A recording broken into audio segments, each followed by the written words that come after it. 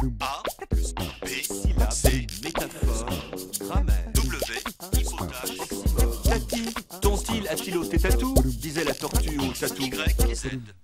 Comme vous le savez, le français a connu au XIIe siècle un changement phonétique. La consonne L suivie d'une autre consonne, en particulier l'S du pluriel, est passée à U, ce qui explique les pluriels en O, cheval, chevaux, et ceux en E.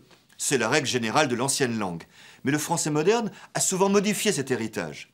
Il peut tout d'abord y avoir des exceptions. On dit un œil, des yeux. Mais la lucarne, qu'en architecture on nomme un œil de bœuf, fait son pluriel en S. Des yeux de bœuf, c'est autre chose. Il y a pu avoir aussi des régularisations. En ancien français, le pluriel de ciel est cieux, mais ce terme ne se dit plus que de façon emphatique, sous d'autres cieux, ou en religion, notre Père qui est aux cieux.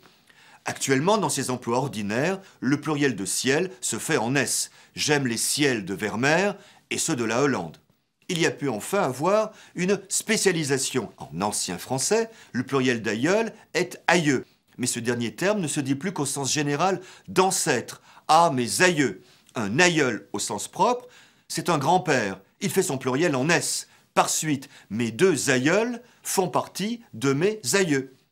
Exception, régularisation, spécialisation, tel est le travail de la langue dans son évolution. A plus B, C, métaphore, grammaire, W, hypothèse, Oxymore. Y et Z.